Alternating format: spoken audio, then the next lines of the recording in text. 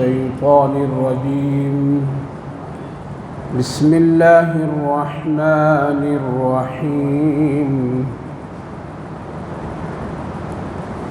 يا بني إسرائيل اذكروا نعمتي التي أنعمت عليكم وأوفوا بعهدي أوفي بعهدكم وإياي فارحبون وآمنوا بما أنزلت مصدقا لما معكم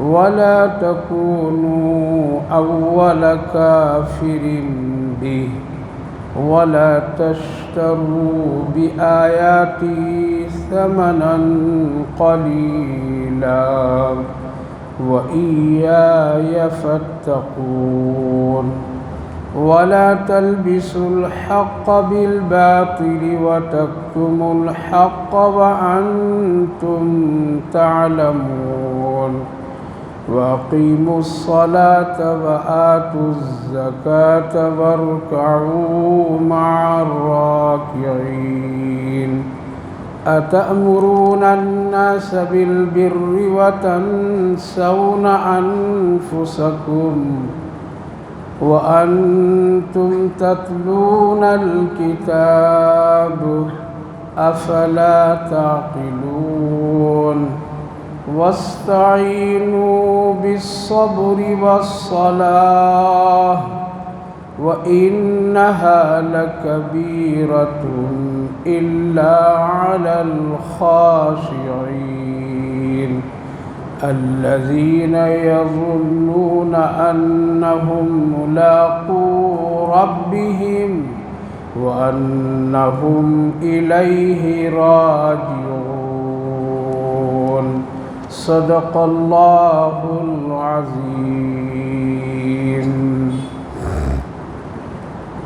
يا بني إسرائيل اذكروا نعمتي التي أنعمت عليكم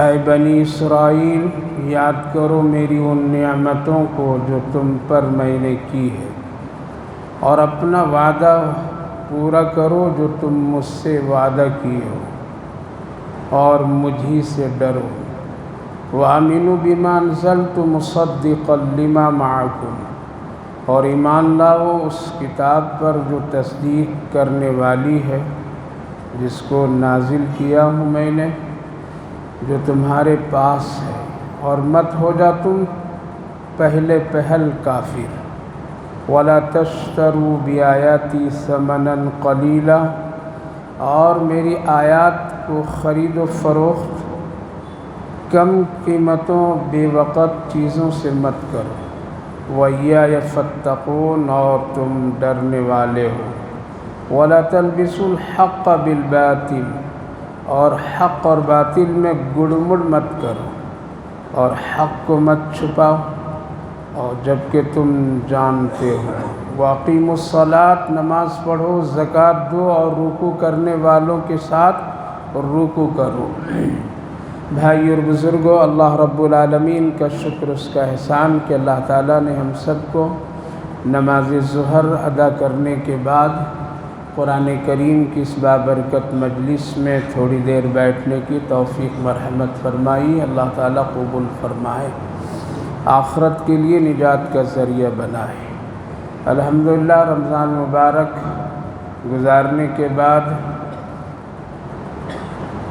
دوبارہ اگر نیکی کے سلسلے سے جڑنے کی توفیق مل جائے تو یہ پہلے اعمال کی قبولیت کی علامت ہے علماء کرام بزرگان دین فرماتے ہیں ایک نیکی کے کام کرنے کے بعد پھر دوبارہ نیکی کے کام کا مل جانا یہ اس کی مقبولیت کی علامت ہے اللہ گویا کہ اس کو قبول کیا ہے تب دوسری نیکی کی توفیق عطا فرماتا ہے اور اگر اس نیکی کے کرنے کے بعد وہ نیکی رک جاتی ہے یا کرنا بند آدمی کر دیتا ہے تو یہ علامت ہے کہ اس کی نیکی بارگاہ خداوندی میں مقبول نہیں ہوئی بس اس عبادت کی اس نے ایک رسم ادا کیا ہے لیکن اللہ کی بارگاہ میں اس کی مقبولیت نہیں ہے۔ اسی لیے مقبولیت کی یہی پہچان ہے۔ علماء کرام اسی لیے فرماتے ہیں رمضان مبارک کے کیے ہوئے اعمال کی قبولیت کا سمجھنا یہ ہے کہ جو کام تم رمضان میں کیے ہو نیکی کا، اگر رمضان کے بعد بھی کر رہے ہو تو رمضان کی نیکیاں اللہ کی بارگاہ میں قبول ہو گئی، اور اگر رمضان کے بعد وہ نیکی کرنا بند، وہ نیکی کرنا مشکل، اس نیکی کی طرف دل نہیں لگتا ہے، اس نیکی کی طرف شوق نہیں ہوتا ہے، تو سمجھیے کہ اس نیکی میں اخلاص میرا نہیں اور قبول نہیں اللہ کی بارگاہ میں۔ اس لیے جن حضرات کو رمضان المبارک کے بعد بھی اگر نیکیوں کا سلسلہ جاری ہے اور اس سے اس کے دل چاہتا ہے، رغبت کرتا ہے، اس کی طرف شوق اس کو ہے کہ وہی قرآن پھر سنوں، وہی قرآن پھر پڑھوں، اسی طرح نماز پھر پڑھوں، جھوٹ نہ بولوں، وہ گناہ نہ کروں جو رمضان میں نہیں کیا، تب سمجھ لیجئے کہ اللہ کی بارگاہ میں آپ کی نیکیاں قبول ہو گئی۔ اللہ ہم سب کی نیکیوں کو قبول فرمائے۔ پھر فرماتے ہیں علماء کرام کہ اس کے 3 چیزوں پر اس کے اثرات ہوتے ہیں رمضان کی کیے ہوئے نیکیوں اور اعمال کے۔ رات بھر جگہ، قرآن پڑھا، نماز پڑھا، زکوٰۃ صدقات کیا، 3 جگہوں پر اگر اس کے کچھ اثرات مرتب ہوتے زندگی میں، تب تو بہت ہی قابل مبارکباد ہے اور خوش نصیب ہو انسان کہ اس کا ایمان بڑھ گیا ہو، اللہ سے اس کا بہت ہی گہرا تعلق ہو گیا ہو، وہ اللہ کو اللہ سمجھ رہا ہو کہ بس وہی ہے میرا اللہ، اس کے سوا اور کوئی نہیں، یعنی ایمان میں ترقی ہوئی ہو اس کی، تب تو یہ ہے رمضان مبارک کی نیکیوں کا ثمرہ اور پھل۔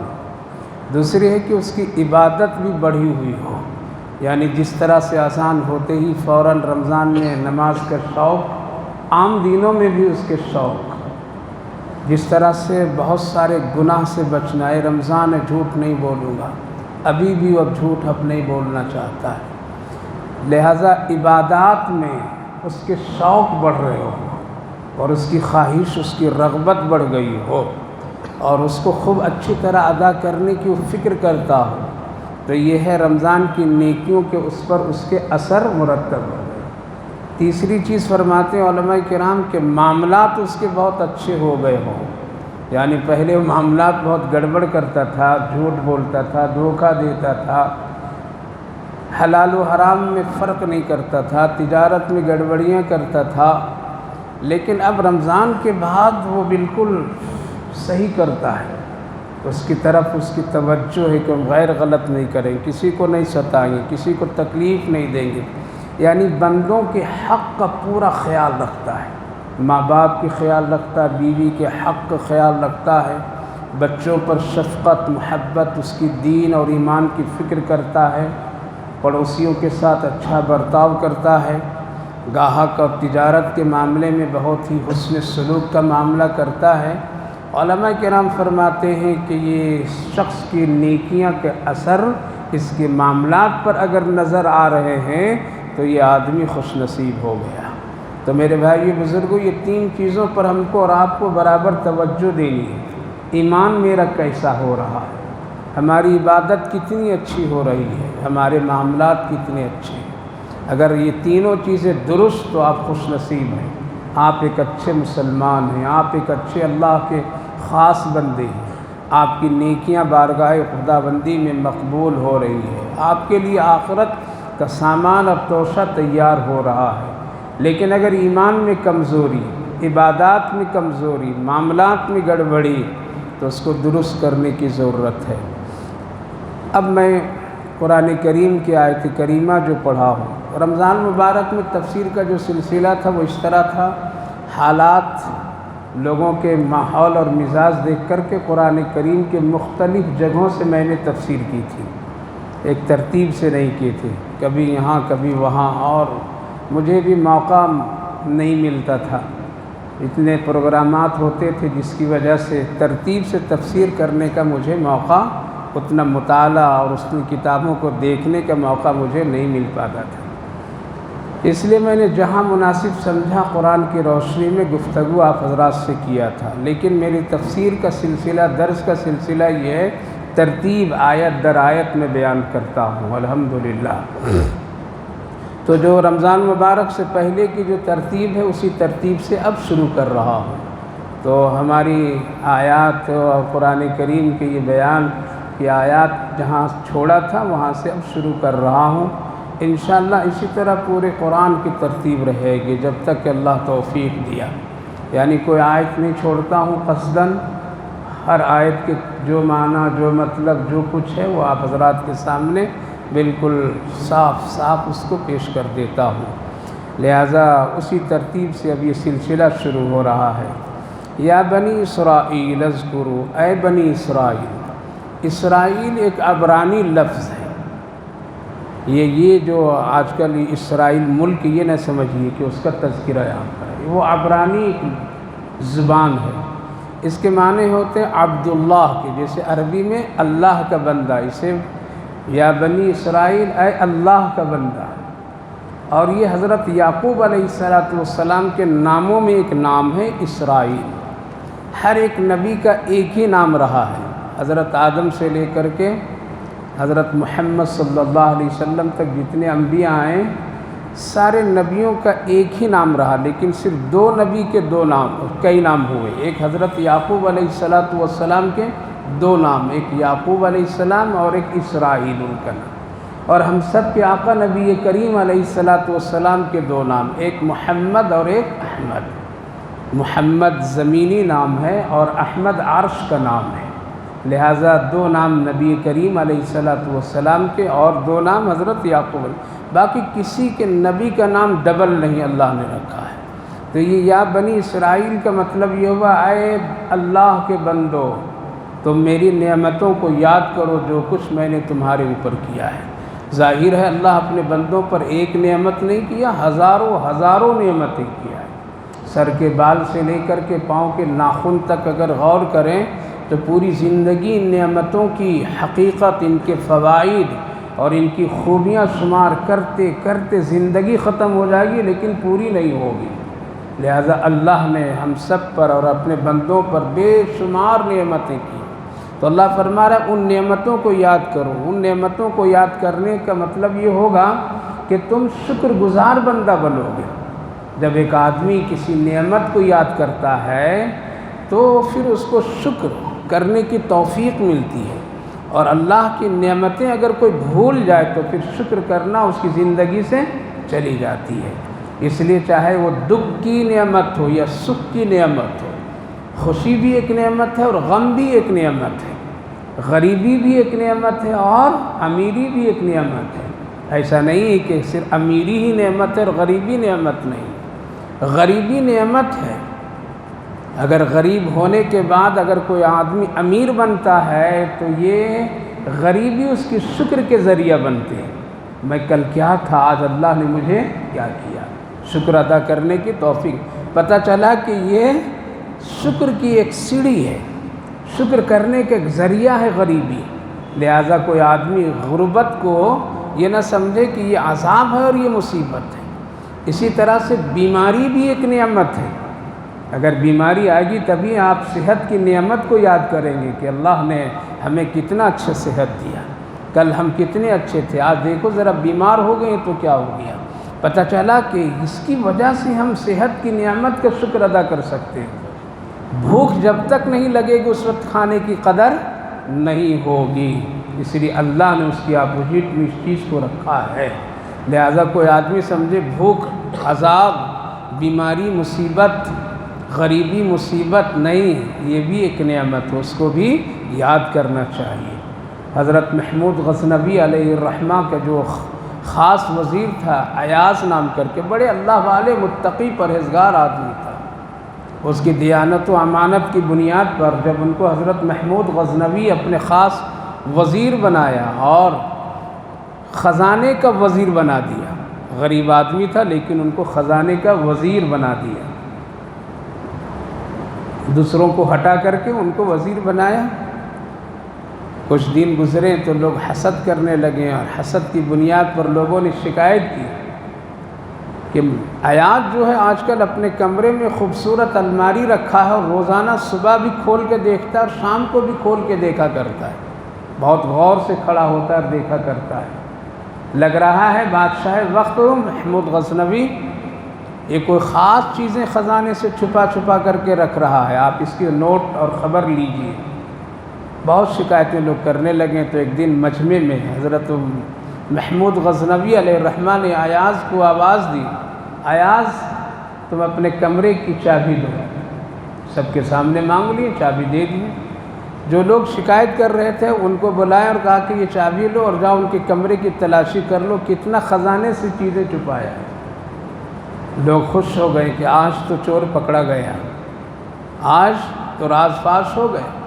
لہذا وہ چابی لے کر کے کمرے کو کھولیں، المار کو کھولیں تو دیکھتے رہ گئے، حیران ہے کچھ بھی نہیں اس کے اندر، بہت پریشان ہے، اب کیا کہوں کیا لے جاؤں۔ بہت دیر کے بعد واپس آئے اور بادشاہ کے ہاتھ میں چابی دے دی، کہا کہ کچھ نہیں ملا کیا، کچھ نہیں لائے؟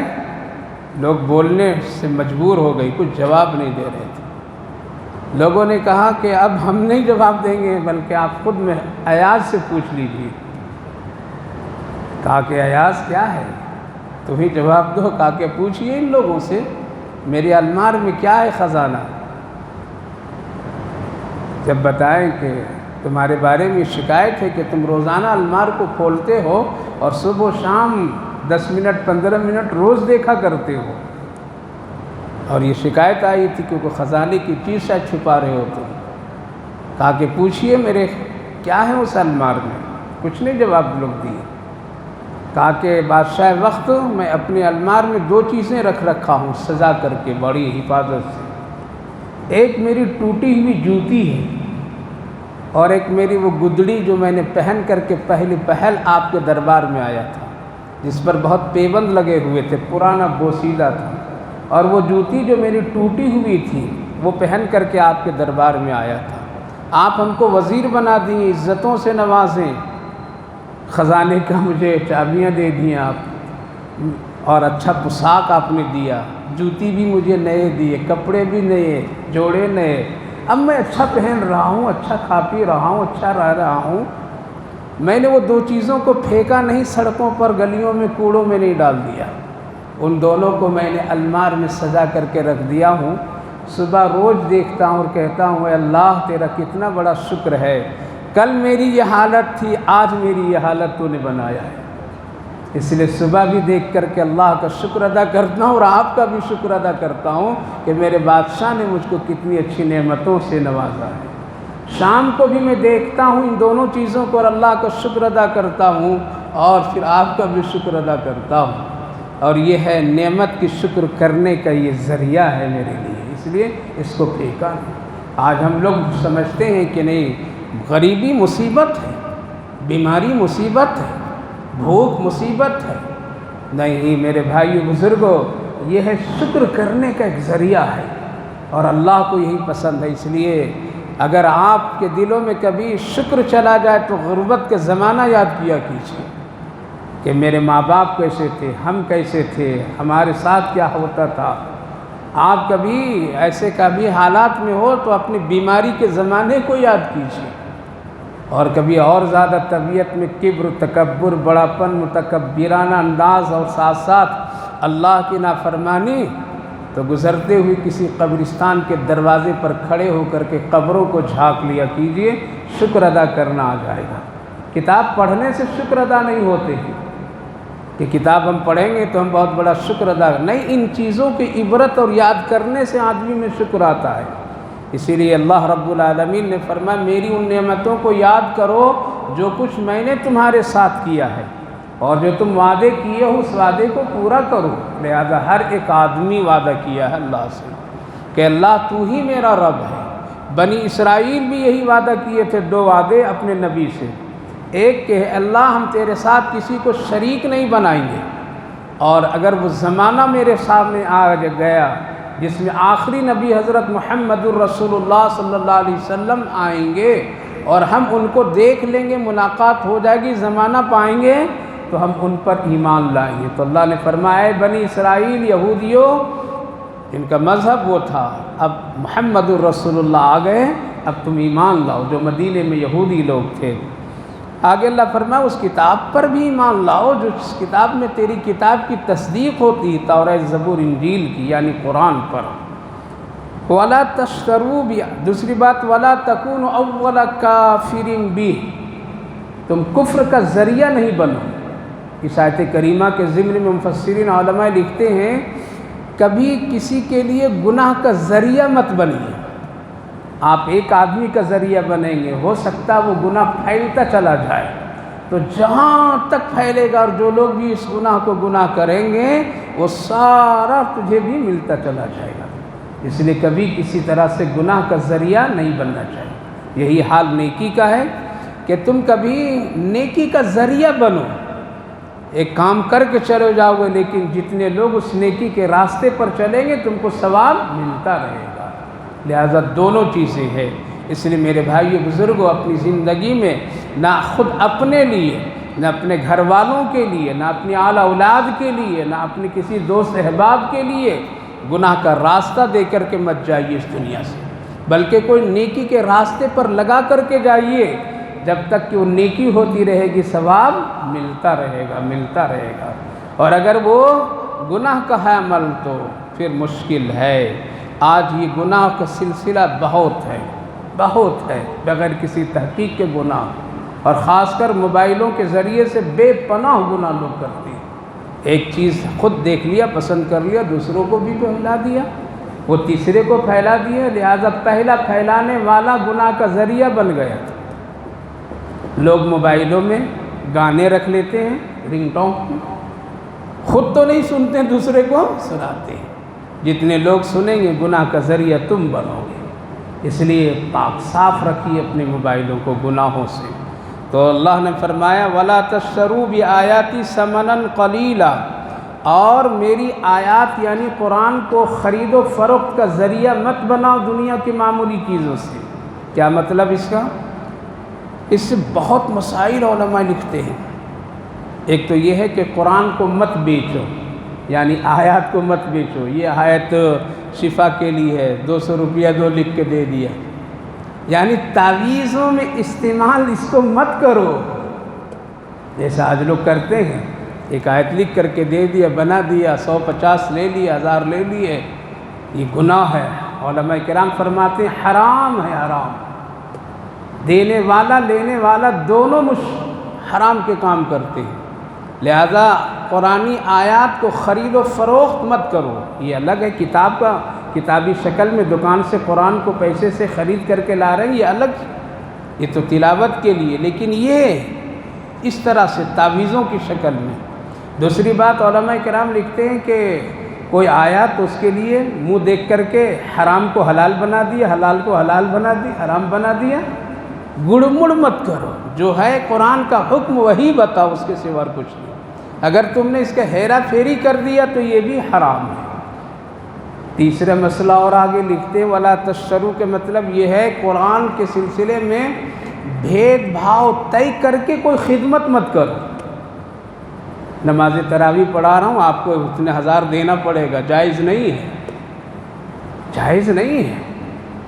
میں آیت کریمہ پڑھ دوں گا 1.25 لاکھ، آپ کو اتنا دینا پڑے گا۔ علماء کرام تو لکھے ہیں کہ ایصال ثواب کے لیے قرآن خوانی کرنا اور قرآن خوانی پر اجرت دینا یہ بھی حرام ہے۔ کیا ہے؟ یہ بھی حرام ہے، اس کا ثواب نہیں ملتا ہے مردوں کو، یہ تجارت ہو گئی۔ آپ اس سے بہتر ہے لا الہ الا اللہ پڑھ کر کے بخش دیجئے، اس کی روح کو وہ ثواب ملے گا۔ لیکن آپ کسی مولوی صاحب لوگوں کو، کسی مدرسے والوں کو بلا کر کے لایا گھر میں اور قرآن خوانی کرا دیا، اور پھر اس کو کھلایا پلایا، پیسے دے دیا اور وہ طے کر کے لے گئے، تو یہ حرام ہے۔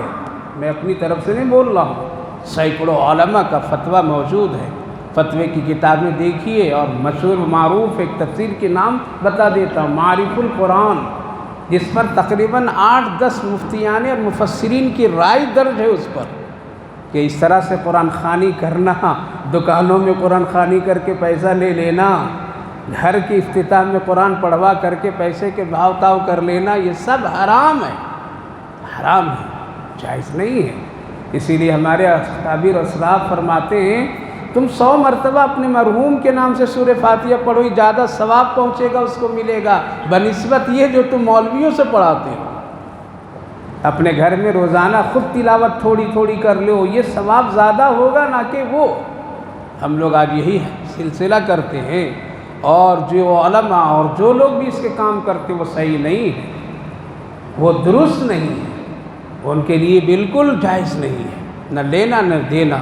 لہذا تعویذ کے ذریعے سے، قرآن کے ذریعے سے خرید و فروخت، قرآن خوانی اور یہ سارے سسٹم سے کرنا، یہ بھی جائز نہیں۔ اب رہ گئی بات کیا قرآن پڑھا کر کے پیسہ لے سکتے ہیں یا نہیں لے سکتے ہیں؟ ہاں لے سکتے ہیں۔ یہ قرآن پڑھانے کی اجرت نہیں ہوتی بلکہ ٹائم کی اجرت ہوتی، وقت کی اجرت ہوتی ہے۔ ایک آدمی نے وقت دیا ہے اور اس سے دین کا تعلق ہے، قرآن خوانی سے دین کا تعلق نہیں، فرق سمجھیں؟ وہاں بھی حافظ صاحب آ کر کے قرآن پڑھتا ہے، قرآن خوانی کرتا ہے تو وہ ٹائم لگاتا ہے، وقت دیتا ہے، لیکن اس کا تعلق دین سے نہیں ہے، اس کا تعلق مغفرت سے نہیں ہے، مغفرت کسی اور چیز سے ہو جائے گی۔ اور تعلیم قرآن سے دین کا وابستہ ہے، اسے پڑھے گا تو ایک آدمی قرآن پڑھنا اس کو آ جائے گا، یہ ایک آدمی کو قرآن پڑھایا جائے گا تو اس سے وہ عالم حافظ بنے گا، وہ پھر دین کی خدمت کرے گا، وہ نماز پڑھائے گا۔ تو تعلیم قرآن سے دین کی خدمت اور دین کے نشر و اشاعت وابستہ، اس لیے حضرت امیر المومنین عمر فاروق رضی اللہ عنہ نے جائز قرار دیا کہ قرآن کی تعلیم پر اجرت لینا، یعنی اس کا کچھ درما لینا، تنخواہ لینا، یہ کیا ہے؟ جائز ہے۔ اسی طرح نماز پڑھا کر کے تو یہ وقت ہے، اس کا دین سے تعلق ہے، قرآن کی تفسیر و بیان ہے، اس کا تعلق دین سے ہے، اس کا کوئی یہ اس سے نہیں ہے، اس سے دین کی نشر و اشاعت ہوتے ہیں۔ لہذا تعلیم قرآن پر ایک تنخواہ لینا یہ جائز ہے، لیکن قرآن خوانی اور تعویذ پر لینا جائز نہیں ہے۔ مردے کی مغفرت کے لیے بھی پیسے پر کرانا جائز نہیں ہے۔ اسی لیے خود پڑھا کیجیے، جب گھر میں پریشانیاں ہو تو لوگ خود اپنے گھر میں آیت کریمہ کریں۔ 4 آدمی ہیں، 5 آدمی گھر میں ہیں، آپ خود لے لیجئے کہ 10,000 ہم لا الہ الا انت سبحانک انی کنت من الظالمین پڑھیں گے، اور ایک ہی دن میں نہیں پڑھیں گے، روز تھوڑا تھوڑا کر کے پڑھیں گے۔ امی 10,000 لے لیں، بیوی 10,000 لے لیں، بچے لے لیں، تو الحمدللہ ایک 10-15 دن میں 1.25 لاکھ کی آپ ورد کر سکتے ہیں، اور روزانہ گھر میں یہ سلسلہ رہے گا تو برکت آئے گی۔ اور جو لوگ آتے ہیں آ کر کے اپنے کچھ غرض کے لیے پڑھ کر کے چلے جاتے ہیں، یہ اس کا ایسا ہوا کہ بیمار کوئی ہے اور دوا کوئی کھا رہا ہے، بیمار گھر والے ہیں اور دوا آ کر کے وہ کھا رہے ہیں۔ وہ وظیفہ پڑھا ان کو ثواب ملے گا، وہ لا الہ الا اللہ پڑھا ان کو ثواب ملے گا۔ ارے جو بیمار ہیں، جو گھر والے پریشان ہیں، وہ خود نہیں علاج اپنا کر رہے ہیں، اس لیے خود پڑھا کیجیے، اپنے مرحومین کے لیے خود تلاوت کیجیے۔ نہیں پورا قرآن پڑھنا آتا ہے، 100 مرتبہ سورہ فاتحہ پڑھ دیجیے، قل هو اللہ پڑھ دیجیے، آیت کریمہ پڑھ دیجیے، درود شریف پڑھ دیجیے، کوئی ایسی چیزیں پڑھ کے مغفرت کیجیے، صدقہ خیرات اصال ثواب۔ لیکن قرآن کی تجارت اور اس طرح کی چیزوں سے کوئی حاصل فائدہ نہیں ہے۔ ولا تشتروا، اور تعویذ پر بھی اسی طرح پابندی ہے۔ اس لیے میرے بھائیو، بزرگوں، ماں بہنوں، ہمیشہ قرآن کریم خود پڑھیے اور اپنا علاج خود کیجیے۔ تعویذوں اور عاملوں اور ان ساری چیزوں سے اپنے آپ کو بچیے۔ ایمان کا خطرہ ہے، اللہ سے یقین نکل جاتا ہے، توحید کا خطرہ ہے، بدعمالی کا خطرہ ہے، شرک اور کفر کا خطرہ ہے، لہذا اسے حالات میں بچنا چاہیے۔ تو اللہ نے فرمایا وَلَا تَشْتَرُوا بِآيَاتِي ثَمَنًا قَلِيلًا وَإِيَّايَ فَاتَّقُونِ، اے لوگو تم مجھے سے ڈرو اور کسی اور سے مت ڈرو۔ وَلَا تَلْبِسُوا الْحَقَّ بِالْبَاطِلِ، حق اور باطل میں فرق برابر رکھو، گڑبڑ مت کر دو، خلط ملط مت کر دو، جو حق ہے بولو، حق ہے حق کا کام کرو، کوئی اس میں چھپ چھپا کر کے کام مت کرو، اس میں تمہیں نجات ہے، اس میں اللہ کی برکت ہے، اللہ کی مدد ہے، نصرت ہے۔ آج ہم لوگ کبھی منہ دیکھ کر کے حق چھپا دیتے ہیں، کبھی منہ دیکھ کر کے حق کو بولنا ہی بند کر دیتے، کہنا بند کر دیتے، باطل اور غیر غلط چیزوں کو، بلکہ ہمیشہ حق کو سامنے رکھیے۔ حضرت علی رضی اللہ عنہ امیر المومنین تھے، جب ایک نوجوان کو انہوں نے پکڑ کر کے پوچھا، بیٹا نماز تم بڑی جلدی جلدی پڑھیں، ٹھیک نہیں لگا مجھے، ذرا نماز اس طرح سے پڑھو، نماز پڑھا کر کے دکھائیں۔ پھر اس نے پڑھا تو بہت ذرا سکون دیر سے پڑھا۔ حضرت علی رضی اللہ عنہ شفقت سے ہاتھ رکھ کر کے پوچھے، بیٹا بتاؤ پہلی نماز میں تجھے لطف مزہ آیا یا اس نماز میں لطف اور مزہ آیا؟ کہا کہ اگر آپ صحیح پوچھتے ہیں تو حق بولوں؟ کہا کہ بولو۔ کہا کہ میری پہلی نماز بڑی اچھی تھی، دوسری نماز اچھی نہیں تھی۔ کہا کہ ارے تیری دوسری مرتبہ جو پڑھا میں خوش ہو گیا، تم اتنی اچھی نماز پڑھنے جانتے ہو پھر بھی اتنی جلدی پڑھا؟ کہا کہ ہاں، پہلی نماز میں اللہ کے لیے پڑھا تھا، دوسری نماز آپ کے ڈر سے پڑھا تھا۔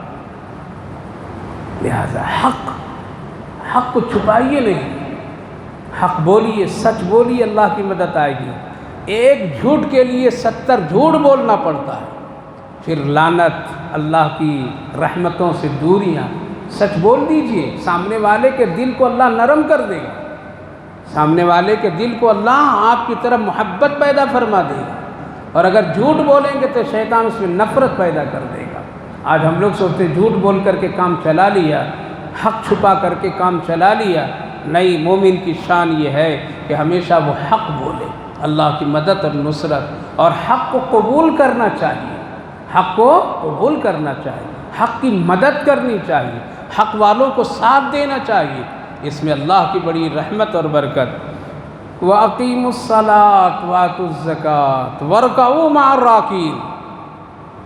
تم نماز ہر حال میں پڑھو، زکوٰۃ دو، وَارْكَعُوا مَعَ الرَّاكِعِينَ، اور جھکنے والے کے ساتھ جھکو، رکوع کرنے والوں کے ساتھ رکوع کرو۔ اس سے کیا پتہ چلا؟ اس سے جماعت کے ساتھ نماز پڑھنے کا حکم ملا۔ رکوع جہاں لوگ کریں گے تو جماعت ہی تو ہوگی، لہذا جماعت سے نماز پڑھنا چاہیے، اس کی کوشش پوری کرنی چاہیے۔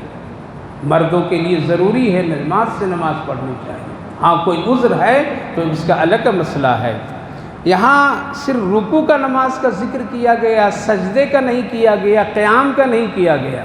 یہ بھی اللہ کہہ سکتا تھا نماز میں کھڑے ہونے والوں کے ساتھ کھڑے ہو، یہ بھی جماعت کا حکم تھا۔ سجدہ کرنے والوں کے ساتھ سجدہ کرو، لیکن اس کا بھی نہیں، صرف رکوع لایا اللہ نے۔ کیوں؟ علماء مفسرین لکھتے ہیں کہ دو وجہ سے۔ اگر ایک آدمی اگر آتا ہے نماز میں، پیچھے سے آ رہا ہے، امام صاحب رکوع میں چلے جا رہے ہیں، اب جلدی بھاگے آیا ایک آدمی، دھڑام سے رکوع میں چلا گیا، اسے باندھا رکوع میں چلا گیا۔ فرماتے ہیں اگر رکوع میں تم ایک تسبیح کے بقدر سبحان ربی العظیم کے بقدر امام کو پا لیا تو تم نے رکوع کو پا لیا، اور رکوع جب پا لیا تو رکعت بھی پا لیا، اب تمہاری یہ رکعت پوری ہو گئی۔ اور اگر امام کو رکوع میں نہیں پایا تو پھر تمہاری رکعت پوری نہیں ہوئی۔ پتہ چلا کہ ایک مسئلہ یہ ہے کہ رکوع پایا تو نماز پا لیا، رکعت پا لی، رکوع نہیں پایا تو نماز اور رکعت نہیں پائے، وہ رکعت پر اپنا بنانا پڑے۔ دوسری بات جو اہم لکھتے ہیں علماء مفسرین، یہودی اور عیسائی بھی نماز پڑھتے ہیں، وہ بھی عبادت کرتے ہیں، ان کی نماز میں رکوع نہیں ہے، وہ کھڑے ہوتے ہیں سیدھے سجدہ کرتے، رکوع نہیں کرتے۔ مسلمانوں کی نماز میں ہم سب کے آقا صلی اللہ علیہ وسلم کی شریعت اور آپ کی نماز میں رکوع اللہ نے داخل کیا۔ کیوں؟ تاکہ یہودیوں اور عیسائیوں سے تیری عبادت میں کیا ہو جائے؟ فرق ہو جائے، تم ایک الگ نمایاں ہو، تم اس کی طرف نہیں ہو، اس کی طرح تیری عبادت نہیں ہے۔ اس لیے محرم الحرام جب آتے ہیں تو روزہ رکھنے کا 2 حکم دیا گیا، کیوں؟ تاکہ یہودیوں عیسائیوں سے تمہاری عبادت الگ ہو جائے۔ پتہ یہ چلا کہ یہ رکوع کا تذکرہ اللہ کر کے اس طرف اشارہ کیا، خبردار تم یہودی اور عیسائیوں کی طرح عبادت نہ کرو بلکہ میرے محبوب کے طریقے پر عبادت کرو۔ دوسری بات یہ معلوم یہ ہوئی میرے بھائیو بزرگوں، اسلام ایک پاکیزہ، نبی کی شریعت ایک پاکیزہ، اس دین میں رہ کر کے ان کے دین کی طرف لپکو نہیں، اس کی طرف جھکاؤ مت کرو جیسا آج ہوتا ہے۔ وہ ان کا بھی بہت اچھا ہے، وہ بھی بہت اچھے کرتے ہیں، وہ بھی ایسا ہے، وہ کہنا ایک الگ بات ہے، لیکن دل میں اس کی عقیدت رکھنا نہایت ہی گناہ ہے۔ اگر کوئی آدمی عقیدت اور دل میں بیٹھا لیا ہمارے مذہب کے طریقہ سے اس کا طریقہ اچھا ہے تو گویا کہ ایمان اس کا خطرے میں چلا گیا، کیونکہ یہ ہمارا مذہب بہت پاکیزہ ہے۔ لہذا رکوع کر کے اللہ نے فرق کر دیا کہ تم اس کی طرف ہرگز نہیں ہونا۔ ایک صحابی رسول صلی اللہ علیہ وسلم تھے حضرت عمران بن حسین رضی اللہ عنہ، اتنے اونچے درجے کے نوجوان صحابی تھے، جب وہ راستے میں چلتے تھے فرشتے مصافحہ کرتے تھے، ان سے سلام کرتے تھے تو وہ جواب دیتے تھے، ان کا نام لے کر کے فرشتے سلام کرتے تھے اور پھر یہ جواب بھی دیتے تھے۔ یہ سلسلہ تھا۔ آقا کریم صلی اللہ علیہ وسلم اپنی آنکھوں سے دیکھتے تھے کہ یہ نوجوان صحابی میرا جدھر جدھر جاتا ہے فرشتے اس کو سلام کرنے کے لیے نکلتے۔ سوچئے کتنی عبادت وہ کرتا ہو اور کس قدر نبی سے اور اللہ سے ان کے تعلق اور محبت ہو، جو فرشتے سامنے سلام۔ کچھ دن ایسا ہوا کہ فرشتے راستے سے ہٹ جاتے تھے، وہ جو گزرتے تھے تو منہ پھیر دیتے تھے، سلام نہیں کرتے تھے فرشتے۔ یہ سنا کرتے تھے جواب اور سلام، یہ سننا بند ہو گیا۔ نبی پاک علیہ الصلوۃ والسلام بھی دیکھے کہ اب یہ جاتے ہیں تو فرشتے راستہ، جیسے ہم لوگ کسی سے ناراض ہوتے ہیں دور سے دیکھتے ہیں تو راستہ بدل دیتے ہیں، جب نہ دیکھیں گے نہ قریب ہوں گے نہ سلام نہ کلام۔ فرشتے بھی راستہ بدل دیتے تھے، جانے دو اب۔ پہلے فرشتے بھاگ کر کے آتے تھے کہ اس کو سلام کرو، اس سے مصافحہ کرو۔ بہت پریشان ہوئی، آخر یہ ہوا تو ہوا کیا؟ اللہ کے رسول صلی اللہ علیہ وسلم بھی دیکھیں کہ آخر ہوا کیا؟ ہوا کیا؟ ان کے جسم میں ایک زخم نکلا۔ وہ نکلا تو علاج کے لیے کوئی یہودی کے پاس ہو گئے۔ یہودی نے اپنے مذہب کے طریقے سے ان کا علاج کیا اور اس علاج کو وہ قبول کر لیے کہ ہاں ٹھیک ہے، آپ اپنے مذہب کے طریقے سے میرا علاج کر دیجیے تاکہ میرا زخم ٹھیک ہو جائے۔ ان کا جو مذہبی طریقہ تھا اس طریقے پر اس کا علاج کیا گیا۔ ان میں آگ کے چمڑے کو جلانا پڑا، کچھ منتر انتر بھی پڑھنے کے ہوئے ہوں گے، پڑھا ہوگا۔ لہذا یہودی کے طریقے پر انہوں نے علاج اپنے زخم کا کروایا۔ یہ طریقہ دوسرے کا جو اختیار کیا اس کی وجہ سے فرشتے ناراض ہو گئے۔ اللہ کے رسول کی خدمت میں پہنچے، یا رسول اللہ فرشتے اب مجھے سلام نہیں کرتے ہیں، یا رسول اللہ مصافحہ بھی نہیں کرتے ہیں۔ اے اللہ کے رسول فرشتوں کے سلام کے جواب کانوں سے سنتا تھا، چند دنوں سے نہیں ہو رہا ہے، پتہ نہیں میرے لیے کیا مصیبت ہو گئی، کون سا گناہ میں نے کیا۔ کہا کہ غور کرو اپنے کام پر۔ کہا کہ اللہ کے رسول ایک کام ایسا ہوا ہے مجھ سے۔ کہا کہ وہ اسی وجہ سے فرشتے تم سے ناراض ہو گئے کہ اسلام کا طریقہ، نبی کا طریقہ، شریعت کا طریقہ، قرآن کا طریقہ تم چھوڑ کر کے کہاں چلے گئے؟ یہودی کے طریقے پر چلے گئے۔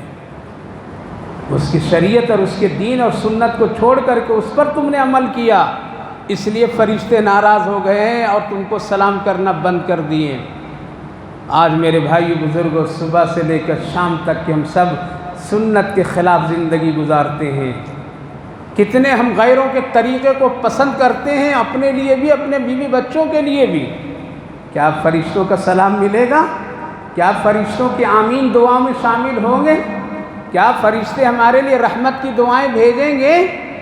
پتہ یہ چلا کہ مسلمان ہو کر کے ہم کو اور آپ کو دوسرے کے دین اور مذہب کی طرف آنکھ نہیں اٹھا کر کے دیکھنا ہے، نہیں دیکھنا ہے۔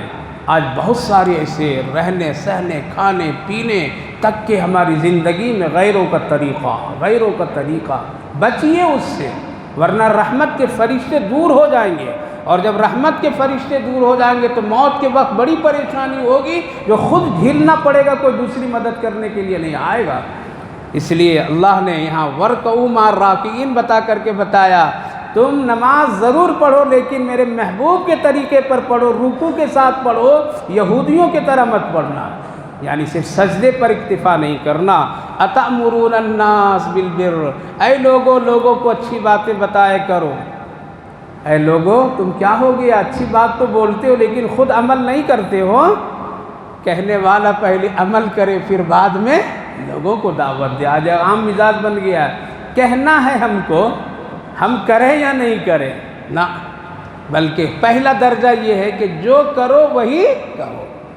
لیکن علماء مفسرین ایک بات بڑی عجیب لکھتے ہیں کہ اگر نہیں بھی کرتے ہو تب بھی کہو، ہو سکتا ہے کہتے کہتے کبھی اللہ تم کو توفیق دے دے گا۔ یہ کون کہتے ہیں؟ حضرت مولانا اشرف علی تھانوی علیہ الرحمہ فرماتے ہیں کہ ایک گناہ والا آدمی ہے، پھر بھی اگر وہ کسی گناہ کو روکنا چاہے تو روک دے، کہے ٹوکے، ہو سکتا اس کی برکت سے اللہ کیا کرے گا؟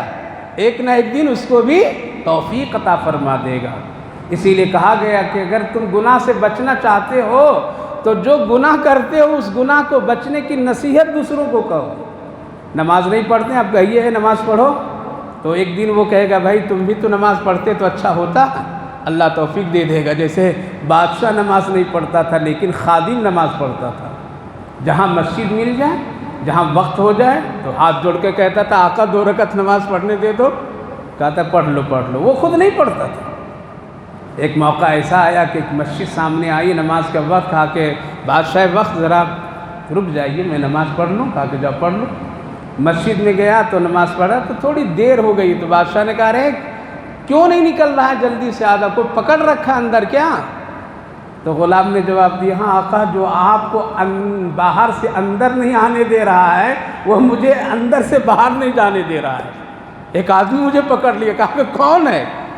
میں آتا ہوں۔ آیا تو اس کو توفیق اللہ نے 2 رکعت دے دی، کہا کہ یہ نماز میں بہت لطف آیا، اب آج کے بعد میں بھی کبھی نماز نہیں چھوڑوں گا۔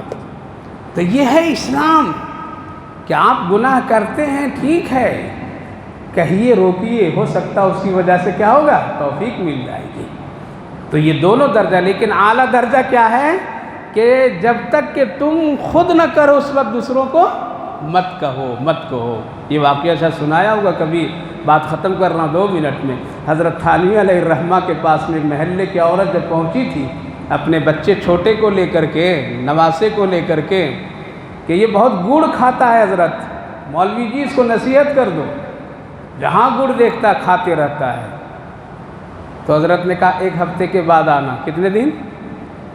1 ہفتے کے بعد آنا۔ بوڑھی عورت 1 ہفتے کے بعد پھر پکڑ کر کے بچے کو لے کر کے، بچے کو حضرت تھانوی علیہ الرحمہ نے بیٹھایا اور سر پر ہاتھ رکھا اور کہا بیٹا گڑ نہیں کھانا، اچھا کبھی کبھی تھوڑا کھانا لیکن ہمیشہ مت کھانا، چوری کر کے نہیں کھانا، چھپا کر کے نہیں کھانا، مت کھانا، ٹھیک ہے؟ ٹھیک ہے حضرت، نہیں کھائیں گے اب نہیں کھاؤں گا، جاؤ اس کو لے جاؤ۔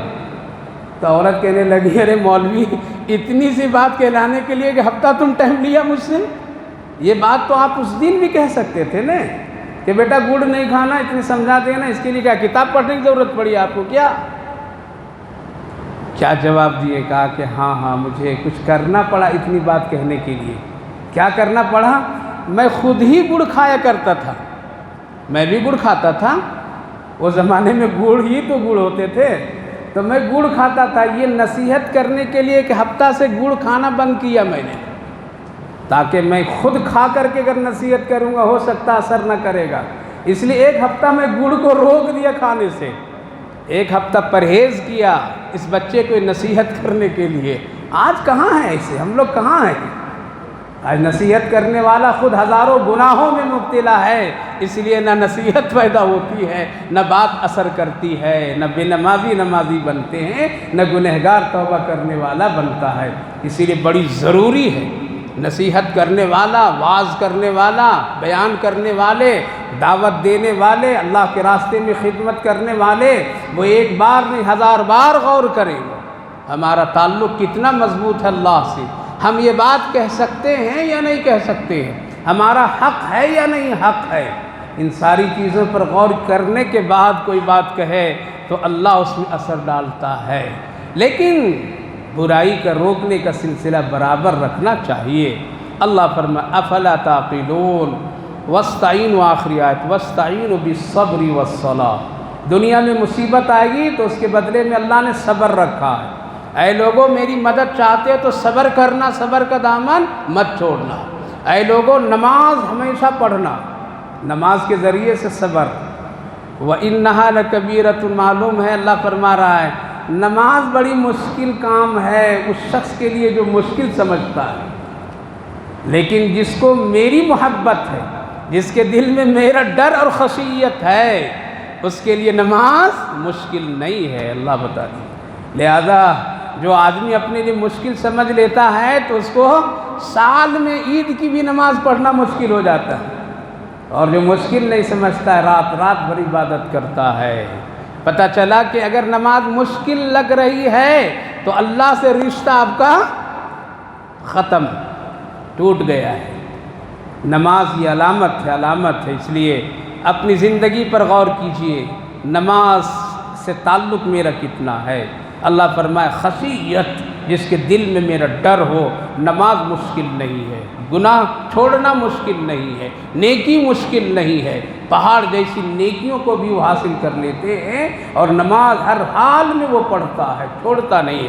آج بھی الحمدللہ بہت سارے ایسے لوگ ہیں، ماں بہنیں ہیں، جوان ہیں، ایک کے حالات ہم لوگوں کے سامنے جب آتے ہیں تو ہم ان کے ترازو میں اپنے کو اگر وزن کرتے ہیں تو ہم لوگ پھیکے پڑ جاتے ہیں۔ آج بھی اللہ کے بندے ایسے ہیں، ہزاروں دنیا کے کام، پھر بھی تہجد کی پابندی، قرآن کی تلاوت کی پابندی۔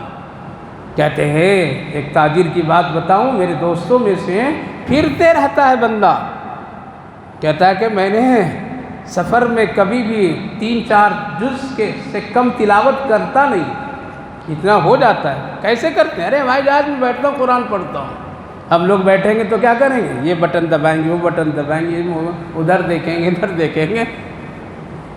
کہیں فری بیٹھا ہوں قرآن پڑھ لیتا ہوں، تو اس کے لیے کوئی مشکل نہیں، اللہ آسان کر دیتا ہے، نیند برکت دے دیتا ہے، وقت میں برکت دے دیتا ہے۔